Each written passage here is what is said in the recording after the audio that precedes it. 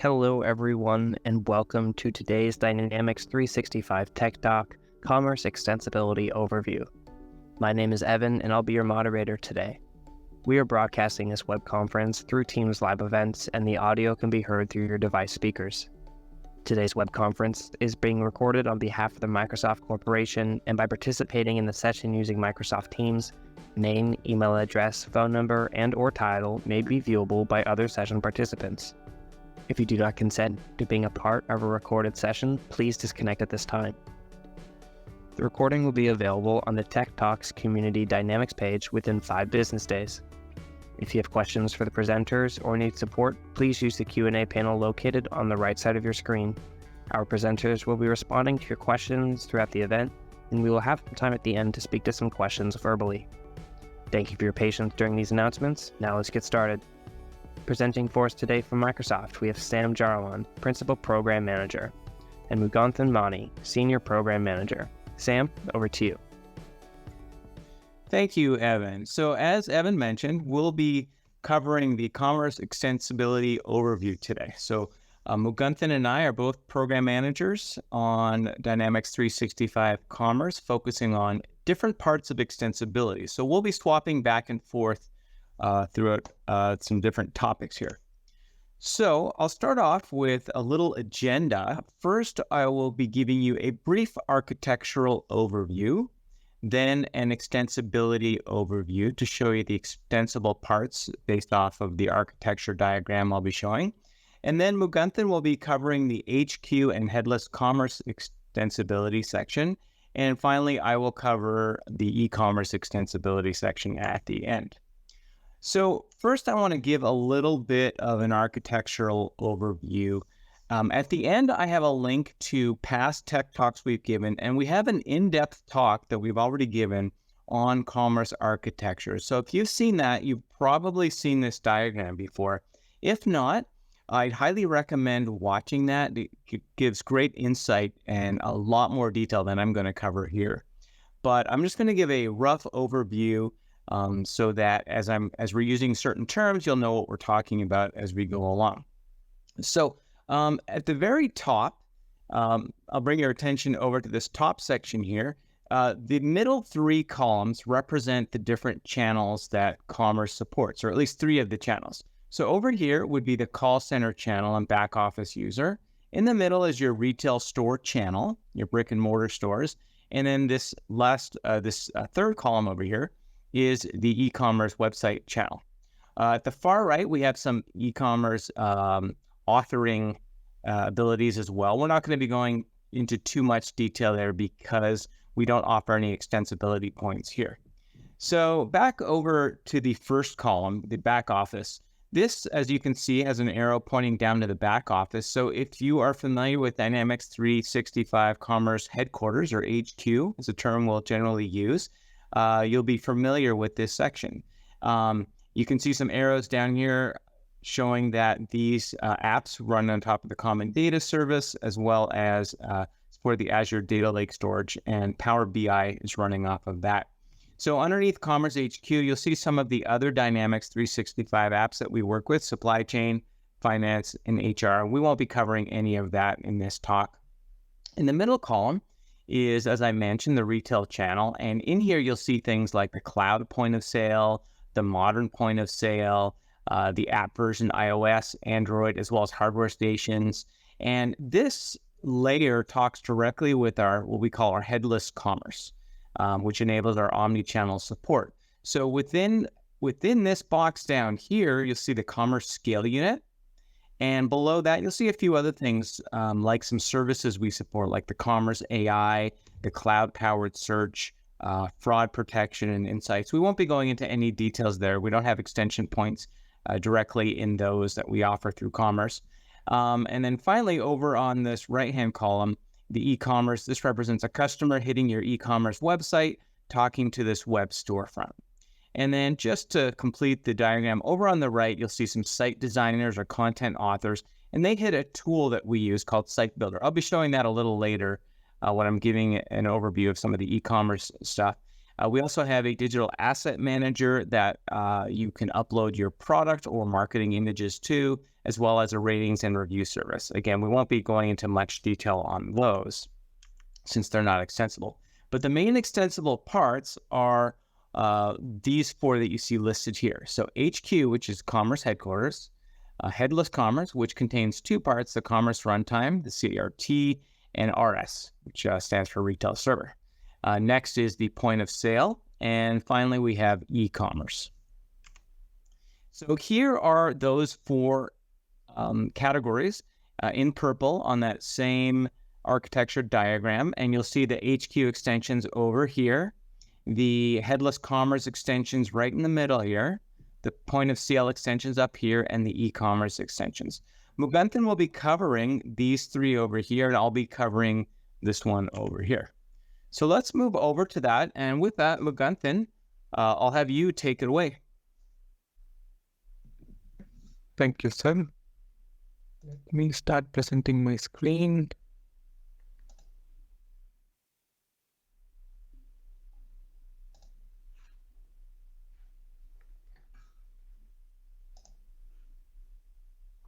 Yeah, I hope everyone can see my screen. So before jumping into the Headless Commerce extension overview, I just want to give a quick tech stack information on the Headless Commerce extension and the Point of Sale. So the Headless Commerce engine has like two parts, the Commerce Runtime, which we call it as Retail Server. The Commerce Runtime, which we call it as the CRT, which contain all the business logic. Also, it does the OData, the web endpoint, which we call it as like Retail Server. All of those components is written in C#. So for any customization on the Headless Commerce, you need to know C# to do the customization. And all our database is based on SQL. So if you're creating new table or procedure views, you need to know SQL scripts. The last on the client side, the Point of Sale customization, it's all based on HTML, CSS, TypeScript, and then we use Knockout. But you can also use other UI libraries. Okay. So, but all the business logic on the client side is written in TypeScript, and the views are HTML and CSS based. With that, I'll give a little overview of what is Headless Commerce extensibility and what you can customize in it and what you will not be able to customize. Also, I'll go over the architecture of the Headless Commerce engine, and then we'll talk a little bit about once you're done with the customization, how you can package and deploy it. And then I will show a quick demo of all of these different components. So first, let's start with the CRT or the Headless Commerce extension architecture. Okay. So if you've seen the overall architecture diagram, the Headless Commerce engine is kind of the core engine for the commerce. We call it as the core engine because it contains all the required business logic. Okay. Either the client can be the e-commerce or the point of sale or even any other external application can consume this business logic through the web API export and then get all the commerce functionality. Okay, that's why having a unified commerce engine will also give you the omni-channel experience. If, for example, if you can buy order online and then pick up and store it, so all those omni-channel experiences provided by this commerce scale unit, because the business logic is kind of posted separately so that any different client can consume it. So all our point of sale, even the e-commerce, and then the pricing also use the same CRT.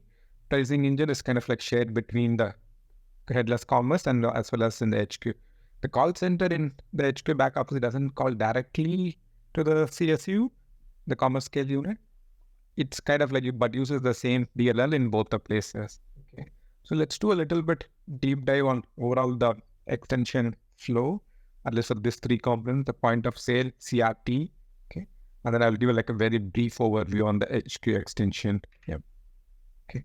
So if you see this overall overview of the extensibility slide, so, and I think Sam talked about before, you can customize the e-commerce. You can also customize the finance and operation. I think Sam will talk in detail about the e-commerce development.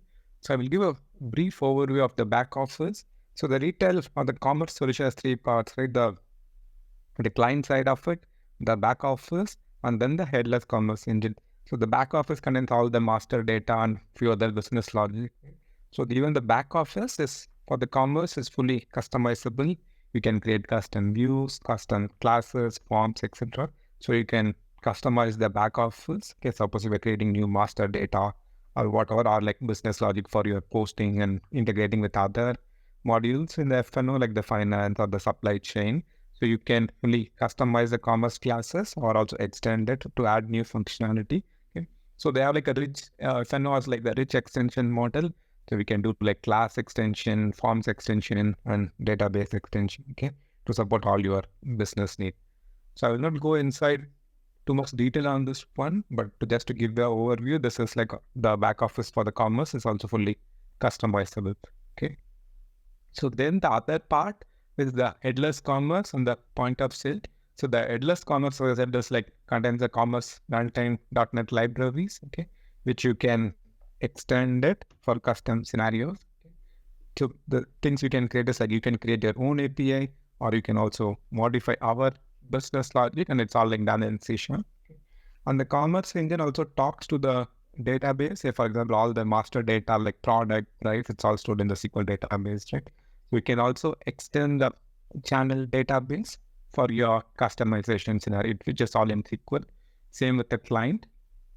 You can also extend the point of sale for to support your UI extension, and then some client business logic, client workflows, or like the client validation. You can extend the point of sale application. Okay. So from the overall flow, it's like you take the SDK. Okay. There is like two ways you can get the SDK. One, as I said, like here you can use the VHT, which you can download it from the LCS, like the life service, the lifecycle service, or you can also provision a developer VM using the lifecycle service portal. Okay. Or now recently we started publishing the SDK in GitHub, so you can also go ahead and download the SDK from the GitHub and then start customizing it. Okay.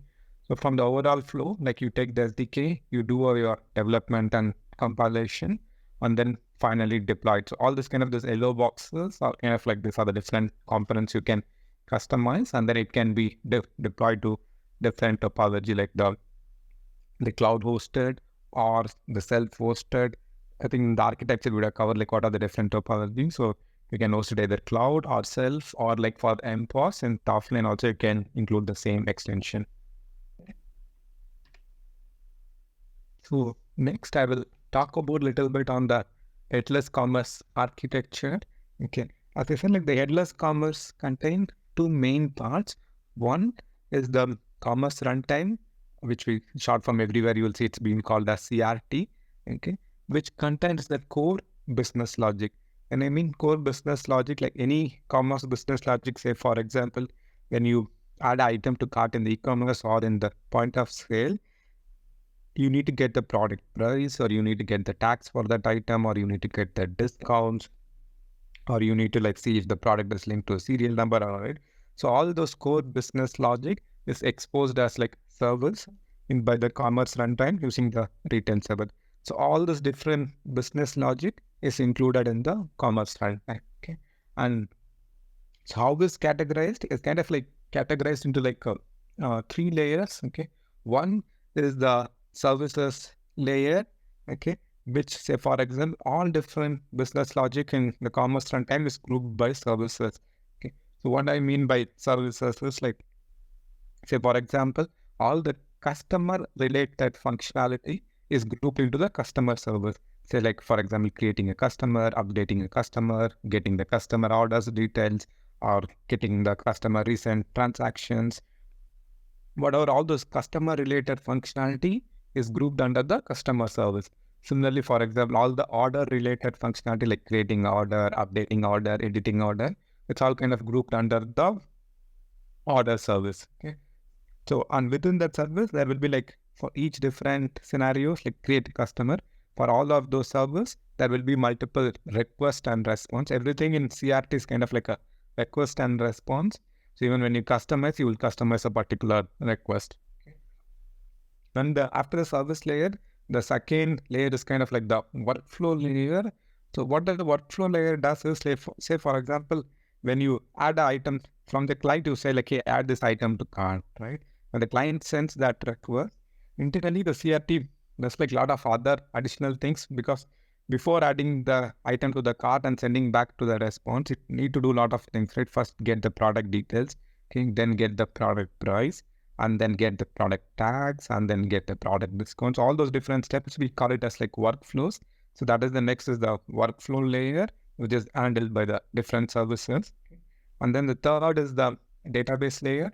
So which we connect to the different data source. In our case, it's like SQL is the data source.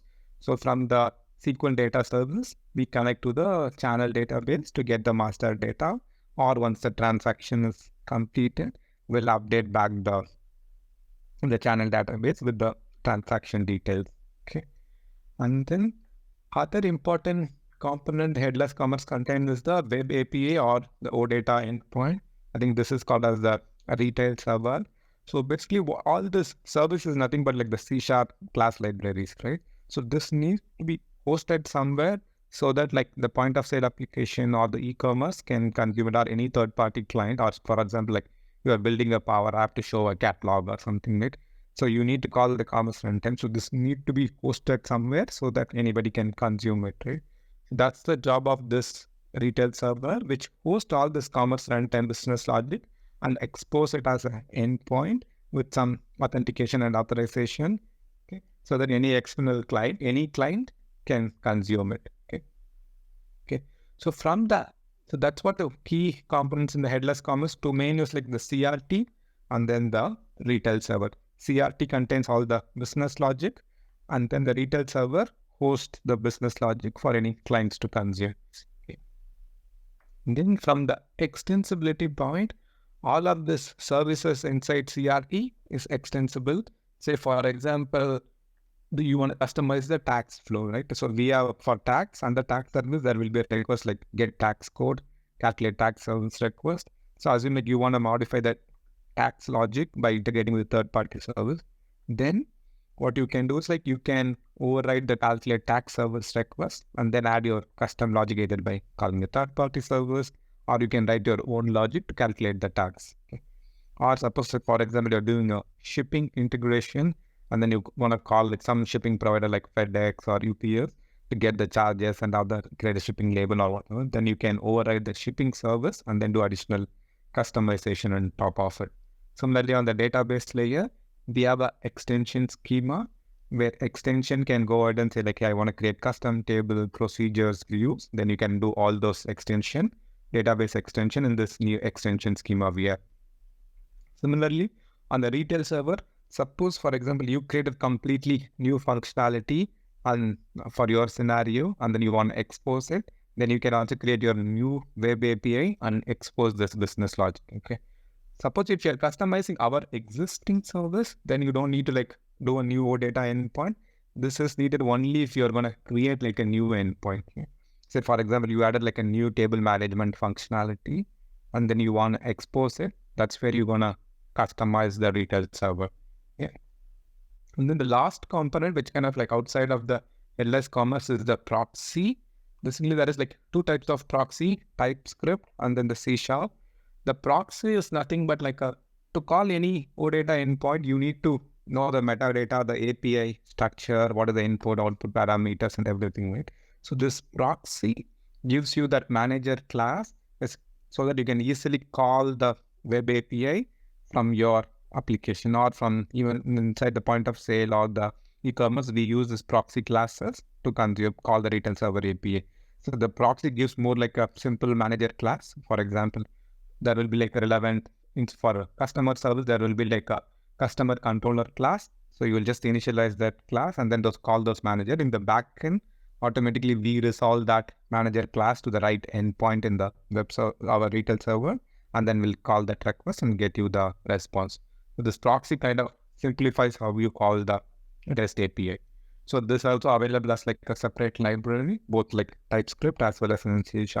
Because for the client application like e-commerce or something, you can use the TypeScript. Or if it's like a application going to run in Windows or somewhere in the server, you can use that C# library. Depends on your scenario. Yeah. And also, as like I think Hassan previously talked about like e-commerce or the Bing for commerce search. even we did like integration from our search service to, we use like Bing for commerce search, right? So from our search service, we integrated to a lot different other services. Yeah. Okay. That's a brief overview on the headless commerce. Okay. To summarize, it contains two main components. One is the OData endpoints, which exposes all the business logic. Two is the commerce runtime, which contains all the business logic. And both of these are like customizable to suit your business need. Yeah. Okay. So then I'll little bit talk about like how you can customize the CRT and retail server, and then and how it's going to get deployed to different topology. And then I will quickly, at the end, I will quickly show a demo of this. Yeah. Okay. So the commerce runtime kind of contains the business logic. Right? The business logic supports three different patterns to customize. One, before every service, you can do a pre-trigger or a post-trigger. What exactly the pre-trigger is? Say, for example, before creating a customer, you want to say like do some additional validation or like call some external service to do some additional check. Then you can do all those in the pre-trigger, and then whatever business logic you want to proceed further, you can do it. Or say, for example, after customer is created, you want to call your CRM integration system and send some additional information to that system. So like, hey, this is a new customer created or something like that. Then you can do all those in the post trigger. Okay. And the other pattern we support is kind of overriding the handler. Suppose you say like, hey, I don't want to completely use your tax service. I have a third party integration. So I just want to use that service. I don't want out of the box business logic to execute. In those cases, you should completely override the request and then add additional response. Or you can also override, call the standard business logic first, and then you can implement additional logic on top of it, which you can either do it in the post trigger, or you can also override first call hours and then add additional business logic. Okay. So the three main patterns supported in CRT is like pre, post, and then overriding the request handler. Okay. And also you can, other thing is like for custom functionality, which you don't want to modify, but I want to create new functionality, then you can also create your own CRT request response and then expose that as a web API so that your client can consume it. Okay.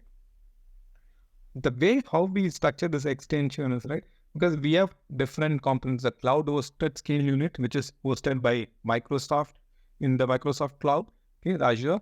And then the other ways, and the other thing, some customers say like, hey, I don't want to host it in cloud. Due to network or some other issue, I want to host it within my store itself, right?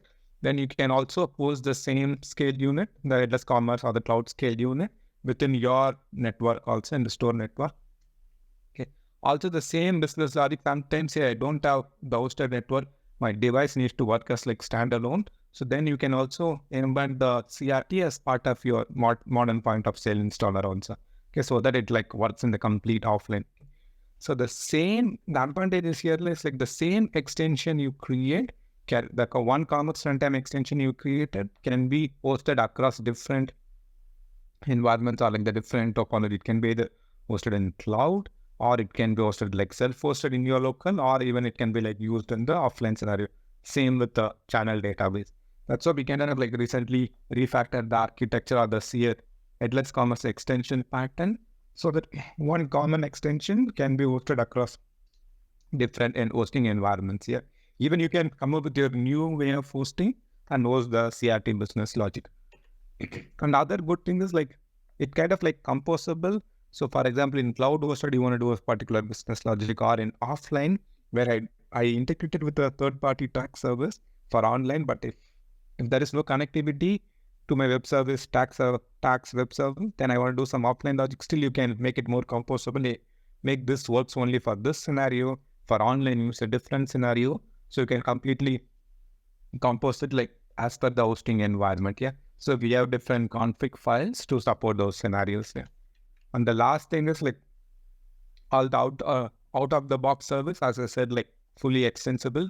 You can do a pre-trigger, post-trigger, and also you can create override handler, as well as you can create a new handler. Yeah. That's kind of like the overall big picture of the commerce scale unit extension, like how you can create an extension and then host across different environment. Okay. So I'll show a quick demo of how you can create, from where you can get the SDK, and then how you can create a simple customization. I will not go deep inside the code since it's a overview session, but I will just give a quick overview. Yeah. Okay. So as I said previously, there is like two ways to get the SDK. One is starting 10.0.17 or 10.0.16, we started publishing our SDK in the GitHub for the headless commerce engine. So if you go to this particular doc section, so you can see the commerce scale unit repo here published in the GitHub. Okay, so for example, 927 maps to 1017, like or the 1016. You can click this release here. It will take you to the GitHub branch where you can see the source code, or like the samples and the reference packages all published. So you can download this and start your customization. This is one way to get. Okay. The other way is where you can also get the SDK from the LCS developer VM. So in the same, so here I can, for example, I can go to LCS and then provision a new developer VM. And then once you log into this VM, there will be like a C drive folder. Say for example, this is the VM I already provisioned, I logged in. So here, if you go to the service volume K drive under retail SDK, that all the retail SDK components are available. So you can also do this way. Either download it from the GitHub, or you can get it from the web developer VM, which you provision in the, which will provision using LCS. Okay. So I'll show a simple customization. Okay. So for example, I created like a simple CRT customization, like a business logic customization. I think I talked about the trigger, right? So what you will need to do is like you just need to extend from this interface, okay? And then say like for which request you want to add trigger, like before creating customer. In that case, you will say like create customer request. You can say that this is the request I'm going to add trigger. And then you can do all your custom business logic. And then once you are done with all the customization, similarly, there are like a lot of samples for how to create different scenarios here. Okay. So for if you're getting like a new request response, you're writing some business logic, you can later check all these classes. Okay. Suppose I create a new extension. So I'm done with my CRT. Now I want to expose this as like a new endpoint. In that case, what you can do is like to expose it as a new endpoint, you will extend from this particular class and then say like, what is the method name I need to expose? So this will be the method name that will be exposed. Okay. You just need to follow this, use these two attributes. Okay. And then just create your custom method, which you want to expose. And inside that method, generally in the retail server, you should not write any business logic. Okay. You should just call the request and CRT request and response. Okay. So it will call the business logic CRT and finally it will return the response. So now all these methods will be exposed as the web API. Okay. Inside that web API, consider this web API as just like a wrapper which exposes CRT. So don't write any business logic here. Just wrap it with the CRT. That's so because if you write business logic here, suppose if you want to work this in offline, right, then you will not be able to use it, right, because you wrote the logic in retail server. Instead, if you wrote it in the CRT, as I showed in the previous slide, then you can just take the CRT DLL separately and put it in different scenarios. Yeah. Okay. So always it's like a best practice to write it in the CRT. Once you're done all with the customization, that's a packaging project. Okay. So here you just need to like tell the system, for example, here in the scale, if I edit that project file, you need to tell like what are my extension project, what are my channel database, and then just consume this package. Okay. And then once you build this guy, so it's going to generate you a output package, okay, which contain all your customization. So for example, if I go to this folder, so it generated the package. What is this? If I go here, you see that it's generated the extension package. It is kind of like a zip file it generated with all the required file, the manifest. It also would have included all your DLL scripts and everything. It also created the config file under the extension folder. You can see all the different DLLs you included for the project all be included and packaged. Then you just need to take this zip package, what are the output zip package, and then go to LCS, the lifecycle service. Okay.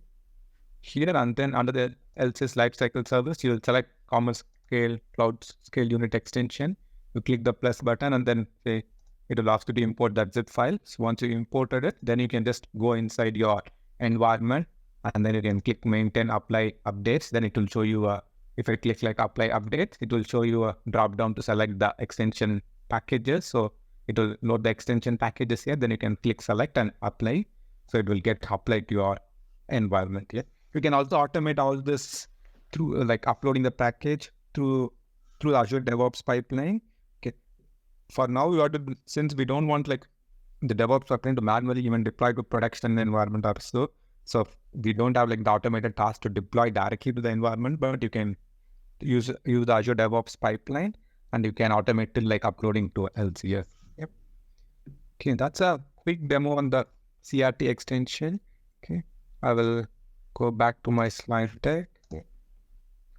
So we now talked on the 3 blocks previously. So we talked about HQ and we talked about the point of headless commerce engine, which is CRT and retail server, how to create the extension, what are the patterns, and how you package and deploy.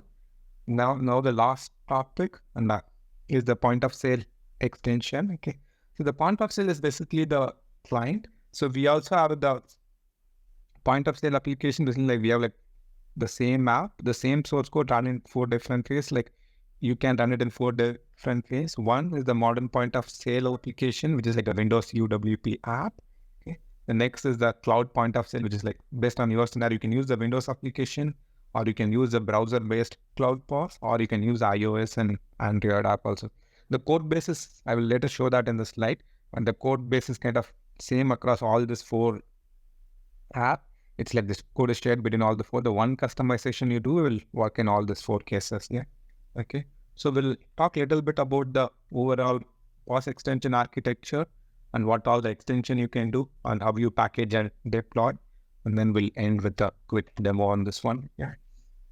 So the next, as I talk, like we're going to talk about the POS extension. Yeah. Okay. So as I said, the POS extension is like 4 types of app. Or like 4 ways we can use the point of sale. One is the modern point of sale, which is like a Windows universal app. Okay, we just return in previous like HTML, CSS, and TypeScript. Okay, and the same app can also like run in a browser. In that case, the browser files are like hosted in the Azure web app. Okay, we call it as the cloud point of sale. So you just give the endpoint URL in your browser, and it will render it. And you can use the same application in the browser also. Similarly, we have the iOS and Android.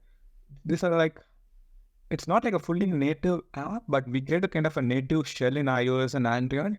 Inside that, we just render the cloud point of sale. We use the kind of the web view, and then we render this cloud point of sale. Basically, like it's just like the iOS and Android is like a shell, which internally run like the browser app. Yeah.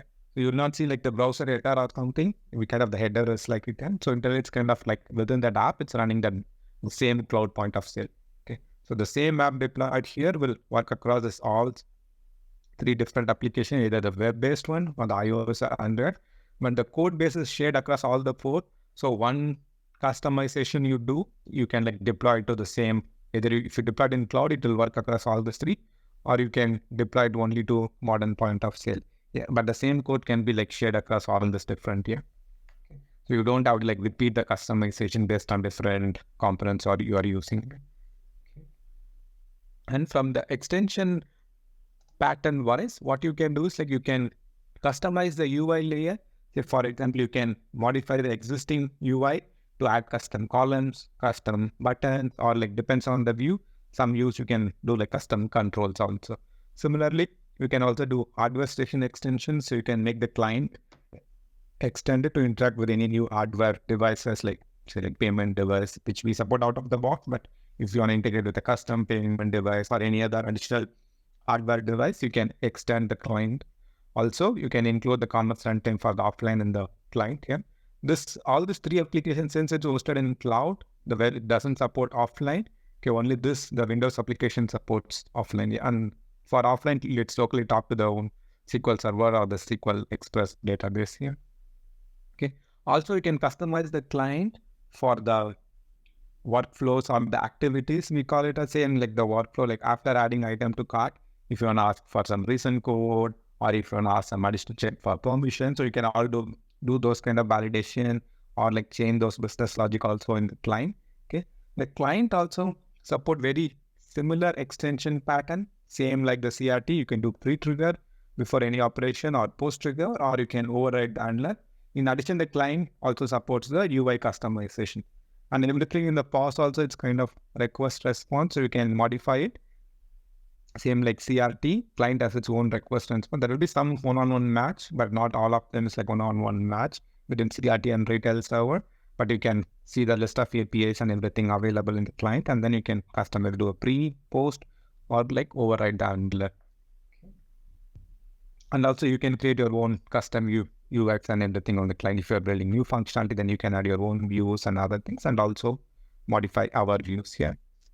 Okay.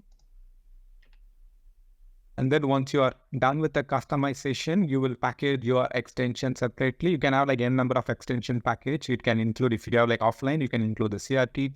If you have the hardware station, HWS like for the hardware station, then you can include those hardware station extension and your client extension. And then you will create output package, which you can install and deploy it separately. Yep. So with that, I will quickly show a POS extension. Okay. Currently, the POS SDK is not available in the GitHub, but we're planning to publish that very soon. Okay. So you will open the modern point of sale. If you see the, as I said, like the code is shared between the cloud and modern point of sale application. So assuming like if you're customizing modern point of sale, you will open that solution file. And then as I said, like you can do pre-trigger. Say for example, before adding the item, you want to do some validation or check. You will extend the pre-product sale trigger like this, or like the post-product. After adding items, you want to do something, you can extend the post-product sale triggers. Okay. So for example, after item is added and integrating with the new custom hardware device, so you can extend this trigger. So assume like you want to, once item is added, you want to show some display in a line display or any other kitchen display, you want to send like display information, right? Then you can extend the post trigger and then do it, or you can do additional validation. Similarly, suppose if I want to override the handler, say for example, some product requires serial number, right?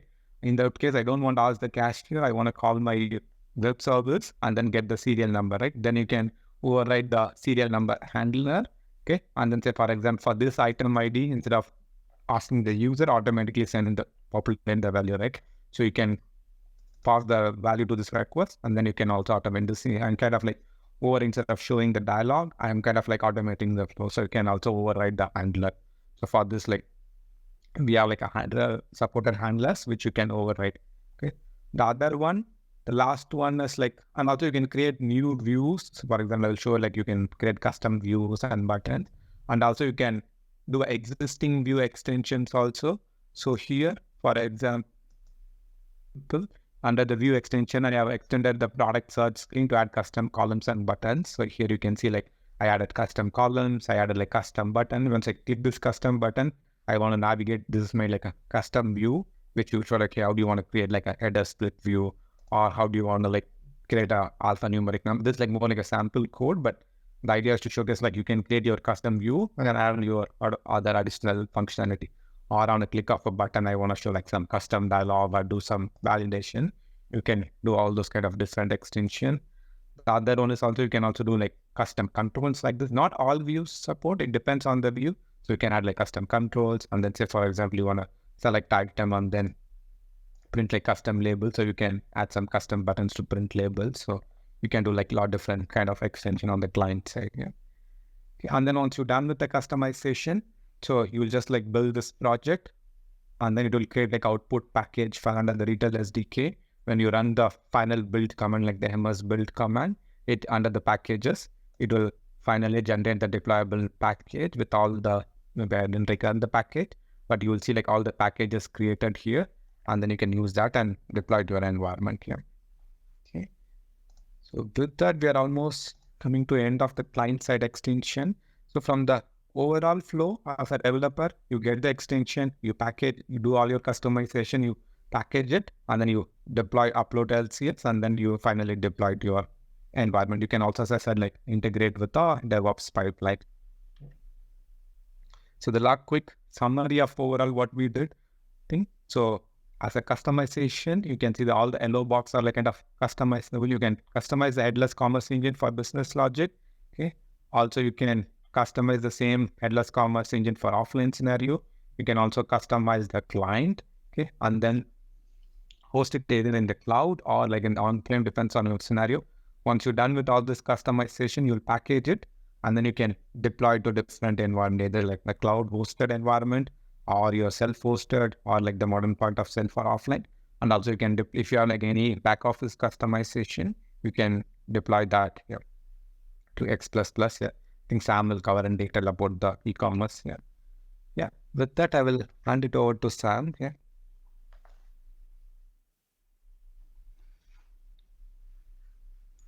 Great. Thanks, Mugunthan. All right. So for e-commerce extensibility, I'm going to cover a little bit of a deeper dive on the architecture. I will cover the tech stack, packaging and deployment, and provide a little bit of a demo. So we've seen this diagram earlier before. This is the box I'll be covering. And you'll see here that this is the web storefront section right here. So first I want to talk about our tech stack. It's a little bit different than what Mugunthan was showing.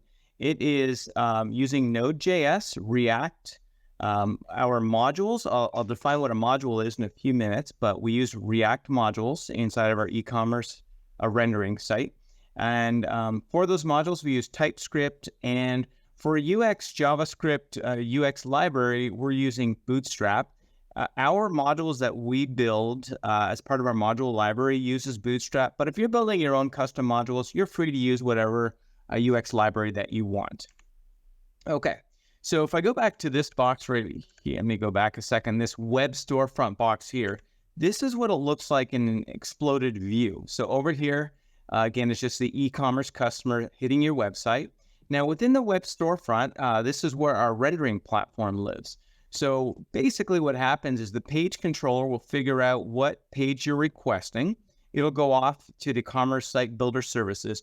And in essence, when you build pages within our site builder, it's being stored in the CMS system as JSON documents. So the JSON document will get pulled and stitched together at this layer and then passed into our node layer right here.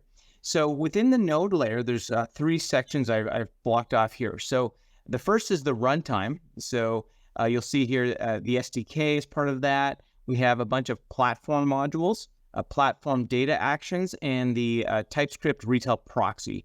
Mugunthan mentioned that a little bit, but we provide the retail proxy around all of the retail server APIs so that they're available. But you can also, if you've written your own retail server or CRT extensions, you can also add your own retail server proxy. The middle column represents the module library. There are some configuration files that allow you to configure site settings, for example. But the 3 meaty things that the module library comes with is a set of modules. So there's over 80 modules, a set of data actions. And data actions, the job of a data action is to get data for your module. I'll actually, the next few slides, I'll explain all these 3 modules, data actions, and then finally themes. So in that last column on the right, that shows what you can extend. You can extend all of the ones I was just talking about. So modules, data actions, themes, as well as add additional site configurations.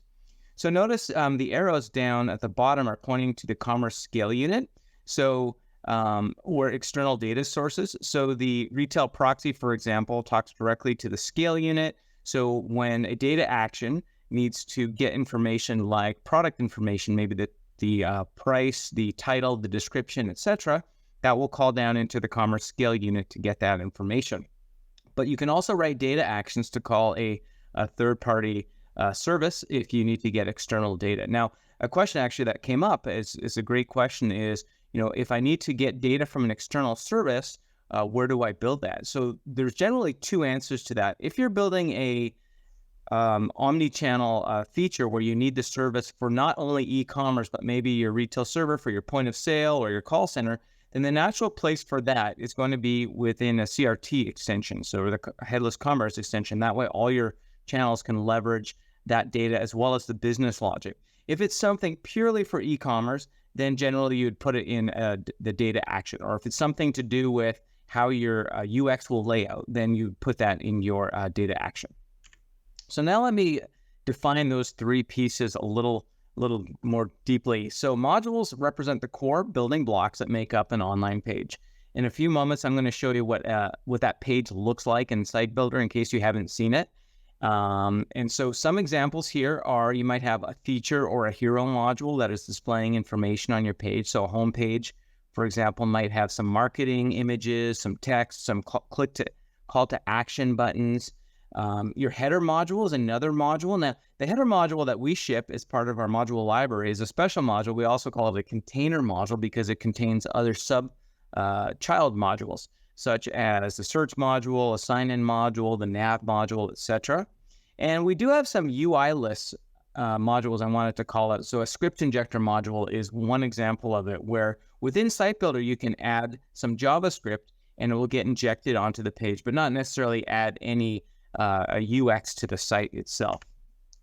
So next is data actions. And like I mentioned, that's used to get data actions, or apply business logic to a module, as well as share data across modules. So if you're building multiple modules that need a shared set of data, you can use data actions for that. So we do provide a core set of data actions. As you saw in the diagram, there was some platform and module library that has data actions for you to use, and then custom data actions that you can create. So you can create those data actions to call your own third-party service, or use the proxy APIs that we provide to call into any of our services like the retail server or our AI library or AI services or other services such as ratings and reviews, etc. You can call those, or any of your own APIs that you may have created in the CRT that you've exposed. Okay. So last area I haven't covered yet is our themes. So themes contain the SAS or CSS, if you're more familiar with CSS, style definitions, and control the general look and feel of a site. So you can only configure a site to have one theme, and I'll show that in a moment. And themes also support something that are called style presets. So style presets are a bunch of variables that are exposed to the site builder that will allow your site author to easily configure and change those so they don't have to drop to code. They can do codeless changes. But you can also create more than one style preset. So some examples of a set of presets might be a set used for a dark theme, a light theme, a classic theme, and a vintage theme. And then the site can be changed to whichever one is needed.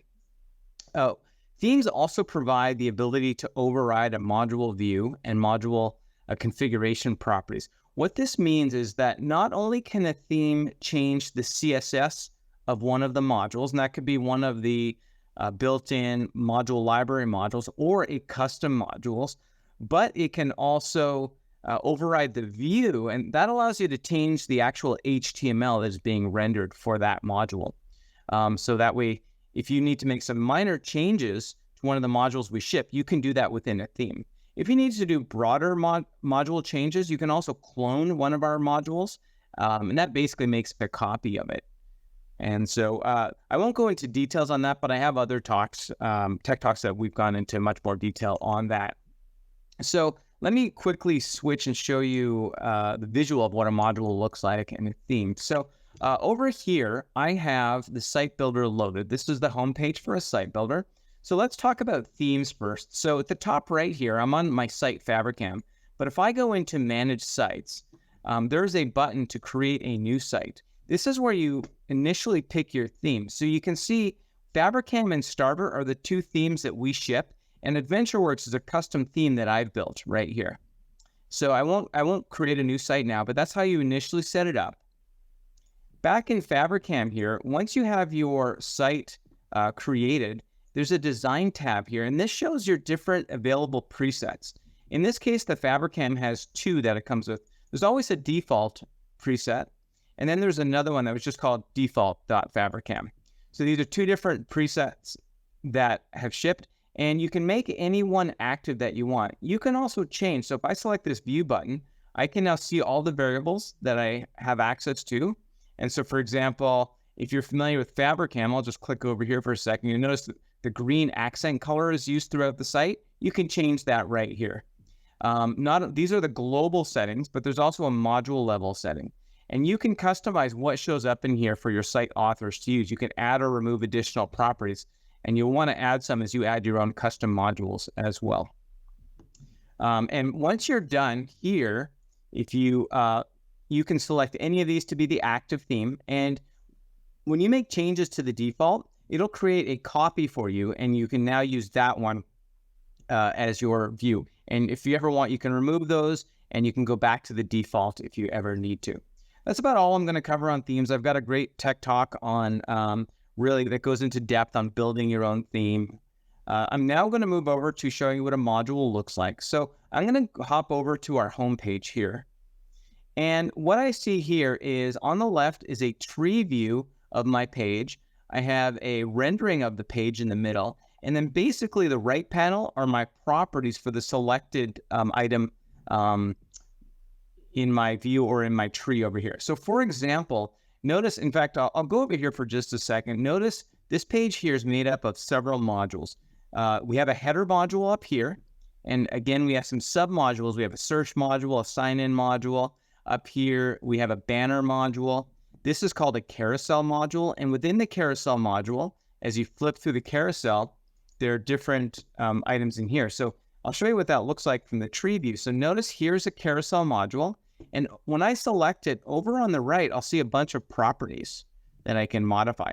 I need to click edit if I want to make any changes. That's why it's all grayed out right now. Or I can select one of the submodules underneath that. So I'll select the first content block. Now the content block has different layouts. This is the hero layout. A little lower, these are a tile layout of the same module. And so you can see you can make modules look and feel quite different based on a layout. And then there are properties like a heading, a rich text, there are images. There's all kinds of configuration properties. So as you build your own modules, you have the full flexibility of adding any of these configurations. You can also extend any of the modules to add or remove some of these if you need additional fields in here. Let me see here. Okay, that is about all I want to show you on modules. I've shown you modules, themes within Site Builder. Data actions don't show up here. They're kind of hidden from the Site Builder. They are just used when you're navigating your site. Each module is using a data action to get its data. So for example, when I select a category on this page here, there is a data action that is driving getting the results for this category. And the data is being displayed in the module, the appropriate module here. I'm going to go back to the deck now. And so I want to talk briefly about setting up a development environment. So Mugunthan mentioned there's a VM available that is used a lot of times for development of your headless commerce or your point of sale extensions. With e-commerce, it's a little bit different. It's a little bit lighter. You can use any dev environment. You can use a laptop, a machine. You could even install these tools on the VM if you want. But what you need is Node.js. So that's your JavaScript runtime engine. So you can debug and build your modules and see them locally on that environment. Yarn is a tool that runs on top of NPM. So if you've ever used Node.js before, you probably have seen NPM, which stands for Node Package Manager. And Yarn is just an extra tool that runs on top of NPM. It just simplifies a lot of things. So we use that tool. And Visual Studio Code is our source code editor. So once you install those generally, if I'm setting up a new machine, take probably about 5 minutes to get those installed. And then finally, the last thing you need to do is get our online SDK. So to do that, you can see here the git clone command, or you can go right to the repo. And I have a link at the end of this to our documentation that will help get you started as well. But you can do this even if you don't have a commerce environment set up. You can start building modules locally. And finally, once you clone the repo, that doesn't get you the full SDK. When you run the yarn command, it will use NPM to pull down all the available packages. So in total, this takes roughly a little bit under 10 minutes to set up a complete end-to-end dev environment. So I want to show you what that looks like. So I do have Visual Studio running right here. I've pulled down the SDK and I've added a couple of modules here. Now, the first thing I want to call out is as you're building any code, it all gets stored under the source directory. So there's a modules directory, a themes directory. And if I was to add any custom data actions, you'd see a data actions directory here as well. I just don't have any right now. When you first download the SDK, you'll see one module on here. It's just a simple hello world module. And you can see if I click on this TSX file that it is just a React component. So our modules are basically a one-to-one mapping of React components or React modules. So you can see here how this class extends the React Pure component. So I've built a custom module that I have here, and you can see this TSX file as well. You can see how in the name of my module is product feature, and then I have this, it's extending the React Pure component. And then finally, once I have the business logic needed for my module, it's then calling this render view down here, which exists in a view file. This view file allows you to, this view file is extensible. So in my theme, under my themes directory, notice I have my AdventureWorks theme, and there's you can extend these themes to be able to add your view extensions in here. Okay, so what I want to show you now is this running. I have my Node server running down here. I have a terminal window open. I've already run my Node server. So let me split my screen here and bring up a web browser. And what I'm going to do is load up my local host. Awesome. And then there's a helper URL _SDK/all modules that will give me a list of all the modules I currently have installed. So by the way, that port 4000, there's an environment file right here. And in this file, you'll see the port configured. So that's my Node server running on this port. So you can change that to whatever you want. You can also in this file point to any commerce server that you have, your retail server right here. And that will allow me as I'm building my modules to pull real data. Now, a lot of times I may not have a server to work against. In that case, we can just use mock data. So let me show you what one of these modules look like. Now, if you recall, I only have 2 modules under here, but why are so many modules showing up? These are all modules that are core modules or part of the module library. So notice in here one called promo banner, for example. That's the module up here, but also notice it doesn't quite look like this when I clicked on it to run it. That's because no CSS is being applied. I have to tell it to use a theme. So I've created a theme called Spring, and whoops, promo banner. Actually, I'm sorry, I want to use the Fabricam theme for this one. And there you go. You can see it looking more like this. Now it's using mock data. That's why the text looks a little different than the one you see on the live site here. Now, if I hit the back button and go back to that list, I want to show you my one custom module I have created here, product feature. Now this one, if I just show you the product feature module here, there's a definition file here. And what I've done is I've told it right here, data actions, to use one of our built-in data actions to get simple products. So that's going to give me product information. And I have a mock file asking with a product ID in it. And then in my view, I'm outputting 2 classes with data on the left and data on the right. Now notice it's not rendering 2 columns here. So if you're familiar with Bootstrap, this is a Bootstrap construct because Bootstrap uses a 12-grid system. Again, what I need to do is I haven't told it to use a theme yet. And in the theme, that tells you to use my theme tells me to use Bootstrap. So what I need to do is just add theme, and I've created a theme called Spring. And now I'm using Bootstrap so I get those columns. And you can see this data is pulled in from my live server. But again, if I don't have a live server, and again, I've configured my server right in here, that's okay. I can just use mock data. And you can see I have additional mock data when I'm testing that. I have a product title and an image and things like that. So pretty simple to do. The last thing I want to cover is deployment.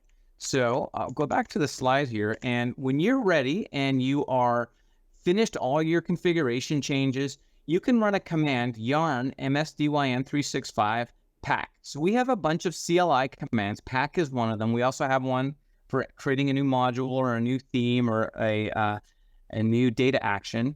And this is just one of them. That will create a zip file that'll package everything up. And the same way Mugunthan showed you how to upload an extension, you go into LCS. And in this case, in the asset library, you select the e-commerce package, as shown here, and you can just add the file and upload it. That generally takes about 10 minutes to upload. And then you need to go to your environment that you want to apply it to and apply it. And that again takes about 10 minutes. And then those new modules and themes will show up in Site Builder once that's complete. So we are out of time now, actually, and I reached the end, which is great. I do have this slide with additional resources. So we have, as you probably know, we have a Tech Talk series going on right now, and there is a URL to get to all the previous talks. And I have a few relevant talks that I brought up, like the commerce overview and the architectural overview. And then the last one, how to extend the e-commerce, is a good talk to get into more details on that. We also have some articles, but if you want to get a hold of us, one of the best places to do that is joining our Insiders Yammer group, as well as our commerce forums. So hope to see you guys there, and thank you for spending this time with us. And back to you, Evan. Awesome. Thank you, Sam. We would like to get your feedback on today's session. I've posted a link to a short survey in the Q&A panel. We value your feedback and welcome your input on how we did today and what you would like to see in future sessions. That survey scores on a scale from 1 to 5, with 5 being the highest score possible, and we thank you for your participation in that. As a reminder, the recording of today's session will be available on the Tech Talks Community Dynamics page within 5 business days. I'd like to extend a big thank you to our presenters and a thank you to our audience for logging in and joining us today. Please stay safe and have a great rest of your day or evening wherever you are. Goodbye.